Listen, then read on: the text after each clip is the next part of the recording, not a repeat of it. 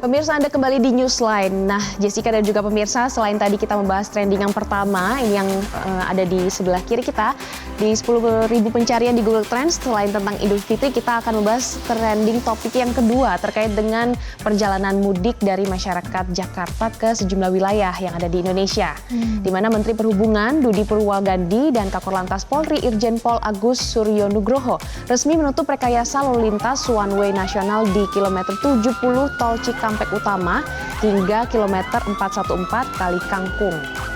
Nih bisa kita saksikan bersama ya pemirsa untuk seremonial yang terjadi pada pagi hari ini.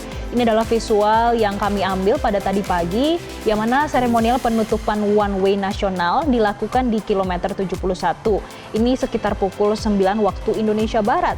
Dan pencabutan one way nasional seiring dengan melandainya volume kendaraan yang melintas di ruas tol Japek hingga tol Trans Jawa, pemirsa.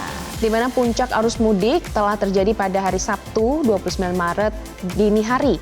Dan Kakor Lantas Polri Irjen Pol Agus Suryonugroho menyebutkan ada 1.650.000 kendaraan telah terdistribusi ke arah tol Trans Jawa. Pantas saja Jakarta udah sangat kosong ya. Kosong, melompong. Ternyata semuanya sudah cabut untuk mudik, pemirsa.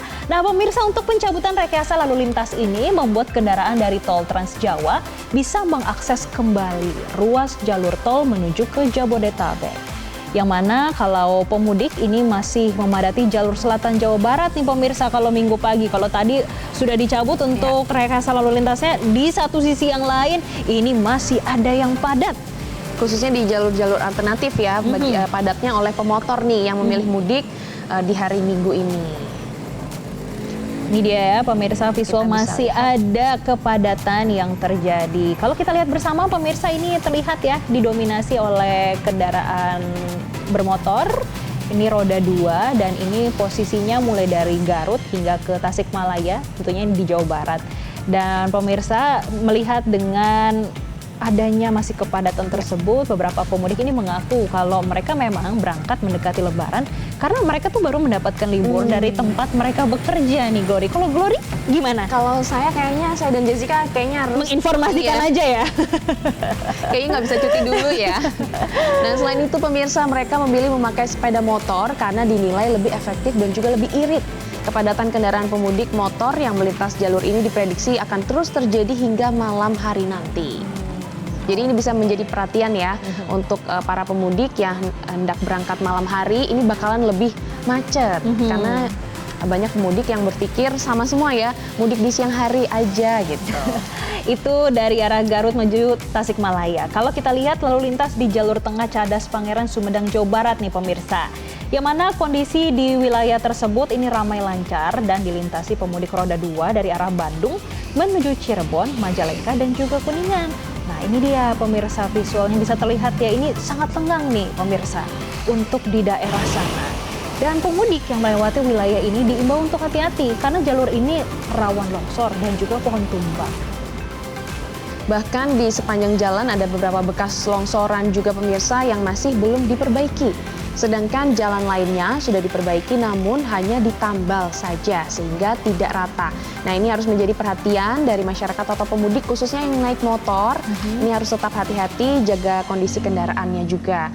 Dan selanjutnya kita lihat situasi di Stasiun Besar Lempuyangan, Kota Yogyakarta yang hingga kini masih dipadati oleh pemudik. Sebanyak 199.554 penumpang telah diberangkatkan. Sedangkan penumpang yang tiba ada 207.483 orang. Nah, angka ini berdasarkan data dari PT KAI Daop 6 Yogyakarta periode 21 Maret hingga 30 Maret pagi tadi. Selama masa angkutan mudik Lebaran, PT KAI Daop 6 Yogyakarta mengoperasikan 22 kereta jarak jauh reguler dan 11 kereta jarak jauh tambahan. Kalau kita melihat keramaiannya memang nggak heran ya Glory dan pemirsa, karena Yogyakarta itu selalu menjadi destinasi favorit dan bahkan kalau setiap Lebaran itu menjadi salah satu destinasi yang menjadi incaran karena rata-rata nih pulang kampungnya ke Jogja nih pemirsa, dan biasanya mau liburannya juga ke Jogja. Jadi ini pemirsa juga harus memperhatikan ya, kira-kira kalau Anda mau ke Jogja atau dari Jogja akan keluar dari Jogja, jangan lupa untuk terus mengupdate. Kalau tadi di Stasiun Lempuyangan di Yogyakarta, kita akan melihat pemirsa bagaimana kondisi di Bandara Sultan Hasanuddin di Maros, Sulawesi Selatan.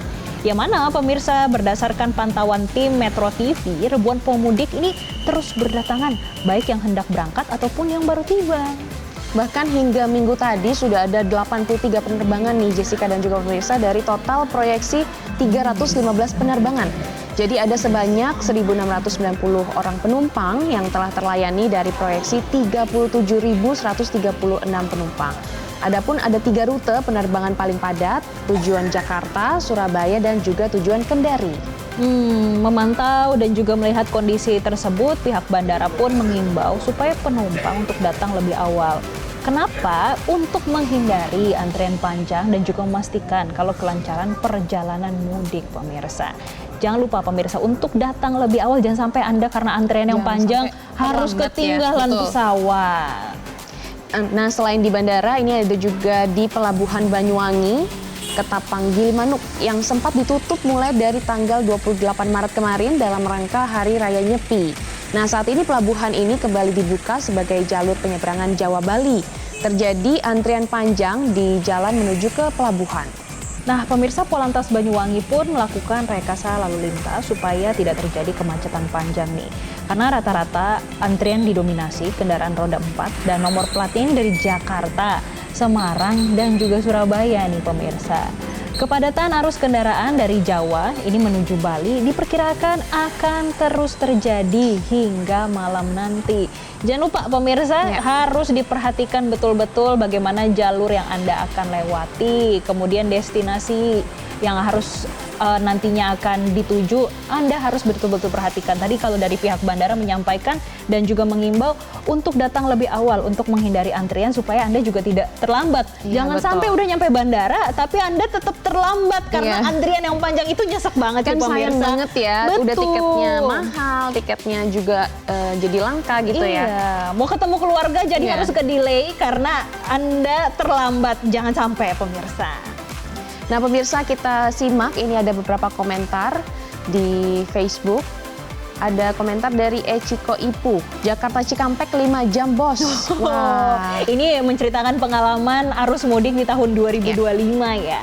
Dan selanjutnya dari Toto, selamat mudik 2025, selamat sampai tujuan, tetap fokus. Kalau capek ngeres aja atau istirahat aja, no ugal-ugalan. Tuh pemirsa. Karena banyak juga ternyata beberapa informasi ada kecelakaan itu karena microslip ya. Jadi hati-hati nih untuk pemirsa yang nyetir ya. Jangan sampai kalau memang udah ngantuk langsung aja ke rest area terdekat. Oke, ini kemudian ada komentar dari Servi. Enak lewat Pantura, rest area sepanjang jalan. Kalau di Pantura iya kita bisa mampir di mana-mana, apalagi banyak warung yang jual sate batibul. Dan selanjutnya ada komentar dari Halis, alhamdulillah pulang lebih awal, udah nyampe rumah. Apa jangan-jangan Halis ini ASN ya? Udah work from anywhere, jadi udah bisa nyampein rumah duluan. Betul, jadi nggak perlu macet-macetan nih. Kemudian ada komentar dari Azri. Semoga selamat sampai tujuan, keluargamu sedang menanti dan berhati-hatilah. Pesannya dalam ya, supaya masyarakat berhati-hati saat melakukan perjalanan supaya bisa sampai dengan tujuan, bertemu dengan keluarga dan juga merayakan Idul Fitri bersama dengan keluarga. Jelajahi cara baru mendapatkan informasi. Download Metro TV Extend sekarang.